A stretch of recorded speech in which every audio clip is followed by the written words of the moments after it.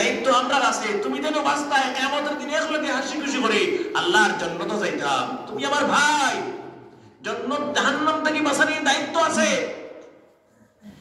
নবীজি বলেছেন, জেনে শুনে ইচ্ছাকৃতভাবে সব মুদফাইয়ার আমার উপরে নামাজ পড়ে আমি মুদফাইয়ার নানি হইনা, আমার উপরে নামাজ পড়ে আমি মুদফাইয়ার নানি, আমি মুদফাইয়ার।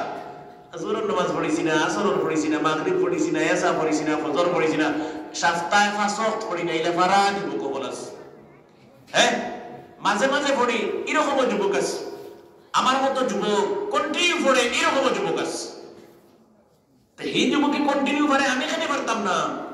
নামাজ সারা খেলাও তো মজা, সারা খেলাও নামাজও, সারা লীলা খেলা নামাজও পরে কইব।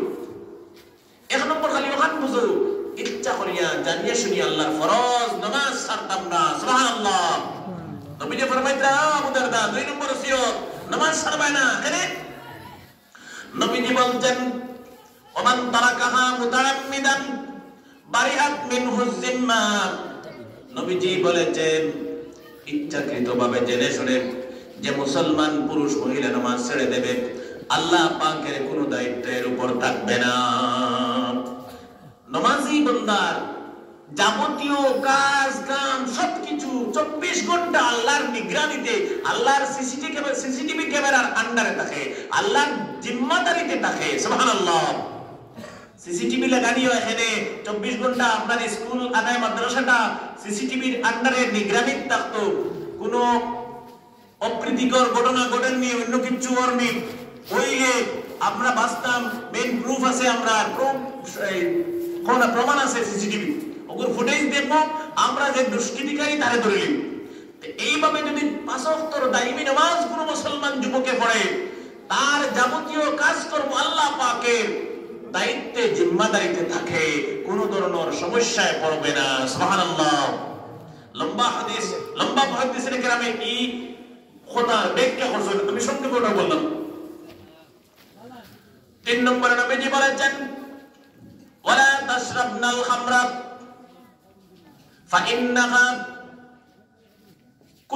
ফাইন্নাহা মিফতাহু কুল্লি শাররিন।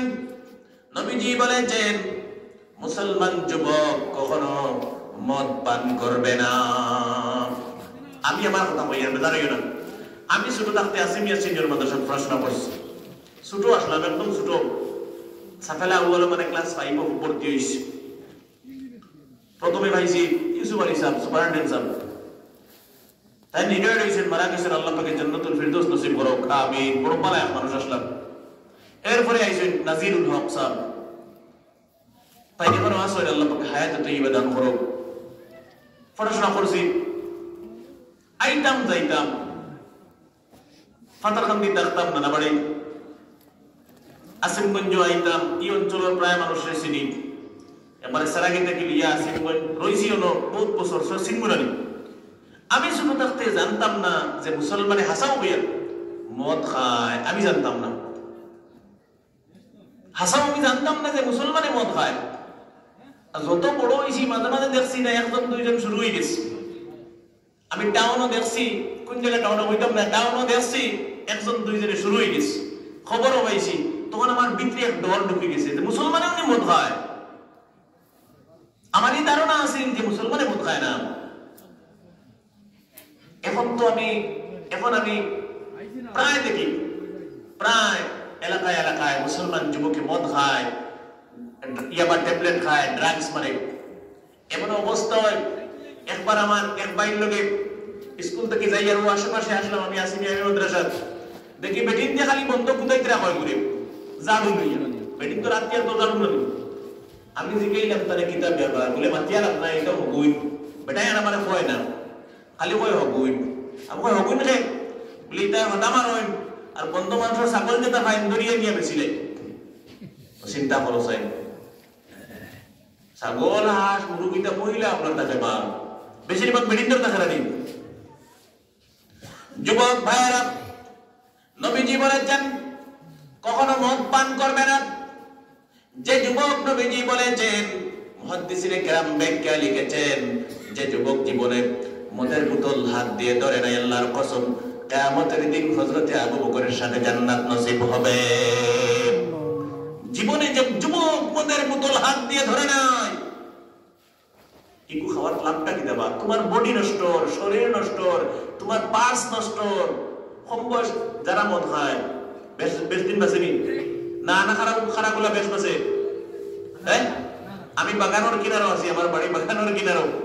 আমি দেখি আমার নগর যত ইয়ং যুবক হল আসলা, হিন্দুস্তানি যুবক না, এইসব ভার্সন হলো গিয়া এখানে দিনে একবার, দুপুরে একবার, বিকালে একবার, রাইটার একবার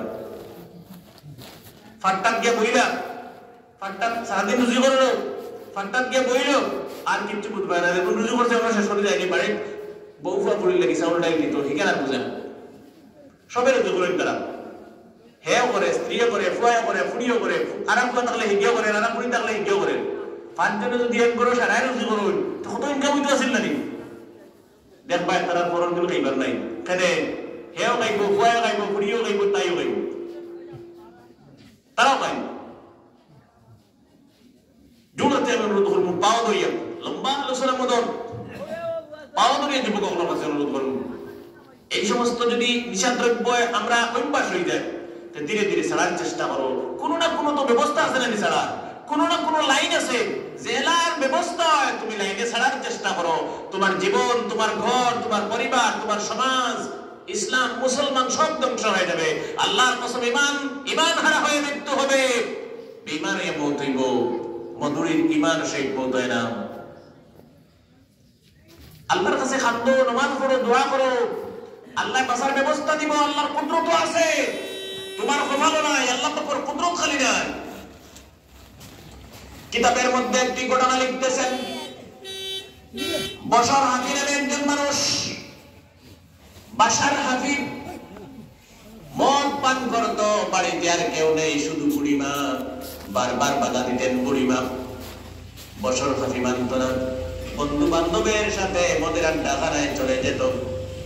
একদিন ঘর থেকে দিনের বেলা বের হয়েছে, মদের আড্ডাখানায় চলে যাবেন। রাস্তায় যাওয়ার পরে একটি টুকরা কাগজের কুড়িয়ে পেয়েছে, দেখলো, চেয়ে দেখলো আরবি মানুষ, কোরআনে কারীম পড়া জানে মুসলমান মানুষ, চেয়ে দেখলো কোরআনে কারীমের টুকরা পাতা ছিঁড়ে পড়েছে রাস্তায়। এই টুকরাটা হাতে নিয়ে চুমা দিল, বুকের মধ্যে জড়িয়ে বাড়িতে চলে গেল। মদের আড্ডাখানায় সেদিন গেল না। বশর হাফি বাড়িতে গিয়ে এই কোরআনে কারীমের ছিঁড়া টুকরাটাতে আতর লাগাইয়া, খুশবু লাগাইয়া উষা জায়গায় রেখে, আমরা আগর থেকে বেড়িতে হইতাম মুসালি টা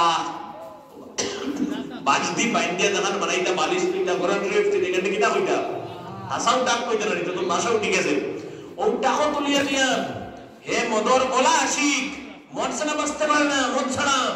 কিন্তু আল্লাহ পাকের কোরআনে কারীমের টুকরা রাস্তায় পাইয়া বাইক কইয়া গেছে গিয়া, বুকে লাগাইয়া, যত্ন করিয়া, চুমা দিয়া নিয়া, আতর লাগাইয়া, উষা থেকে টাকো তুইয়া রাত দিন 24 ঘন্টা বসে পাহারা দিচ্ছে। সুবহানাল্লাহ। মনে মনে ওখান ধারণা আইছে, এখান মনে হয় কোন সুরিয়া ইয়া শুরু করে দিব কি। সুবহানাল্লাহ। যে আমি বইয়া ওখান পাহারা দেই। হঠাৎ গায়েব থেকে আওয়াজ আসলো, গায়েব থেকে আওয়াজ আসলো, ইয়া বাশারা রাফা'তা ইসমি ফারাফা'নাকা ওয়া তিবতা ইসমি ফাতিবনাকা। হে বশর হাফি, আমার কোরআনে কারীমের টুকরাটা পচা গন্ধা জায়গায় পড়েছিল, তুমিও পচা গন্ধা জায়গায় যেতে ছিলে মদের আড্ডাখানায়। কোরআনে কারীমের টুকরাটা রাস্তা থেকে তুলে যত্ন করে চুমা দিয়া, বুকে লাগাইয়া, আতর খুশবু লাগাইয়া, উঁচু জায়গায় সম্মান দিয়ে বসে রাত দিন 24 ঘন্টা পাহারা দিচ্ছ। বশর হাফিজ, আমি সহ্য করতে পারি নাই। আমি তোমার আল্লাহ পাক তোমাকে গন্দা জায়গা থেকে এনে তোমার জীবনের গুনাহকে maaf করে আমার দুনিয়ার ওলিদের লিস্টে তোমার নাম লিখে দিলাম। সুবহানাল্লাহ। যুবক ভাই, কোনো না কোনো ব্যবস্থা তোমার জন্য আল্লাহ পাক রেখেছে। মদ ছাড়ার, গাঞ্জা ছাড়ার ব্যবস্থা আছে, চেষ্টা করো। খান্দো আল্লাহর কাছে, রাত শেষ রাত উঠো, ওযু করো, তাহাজ্জুদ পড়ো, সাজদা পড়িয়া খান্দো। আল্লাহর কসম 3 দিন খান্দি ভাই, জীবনে মদ বড় হইতো না। ব্যবস্থা আছে, আল্লাহ পাকে দিছে। এটা একটা অভ্যাস হয়ে যায়, পরে রোগে পরিণত হয়ে যায়। যারা বেশি অভ্যস্ত পরে রোগে পরিণত হয়ে যায়, পরে মদে আর খামায় না, এর বড়টা পুশিং করা লাগে, অবস্থা আছে না? পরে তখন তারে আর হাসা যখন দ্বিতীয় লাগে টাকা নেয় মরে যাবে মানুষ রোগে পরিণত হয়ে যায়। যুবক ভাই হল সময় থাকতে চেষ্টা করো, জীবনটা নষ্ট করে লাভ নাই। এত সুন্দর মহামূল্যবান জীবন আল্লাহ পাক দিয়েছেন, প্রশংসা আদায় করো। তুমি তোমার জীবনে সর্বনাশ, বডিরে সর্বনাশ আর ধ্বংস করে দেয়। নবীজি বলেছেন আল জাসাদু হাক্কুন আল আইনু হাক্কুন। নবীজি বলেছেন বডির হক আছে, চোখের হক আছে, কানের হক আছে, তোমার নাকের হক আছে, তোমার বুকের হক আছে, সমস্ত অঙ্গ প্রত্যঙ্গ পার্শ্বের হক আছে। সপুর হক কিটা ঘুমাইতো 24 ঘন্টা খোলা থাকলে হইতো না। ওই বলি 3 দিন তখন পাগল হয়ে যাবে। ডাক্তার শিলচর হনে নেওয়া লাগবো, কিটা ডাক্তার পাগল ডাক্তার দিন পাগল হনে নেওয়া লাগবো। বডির হক আছে।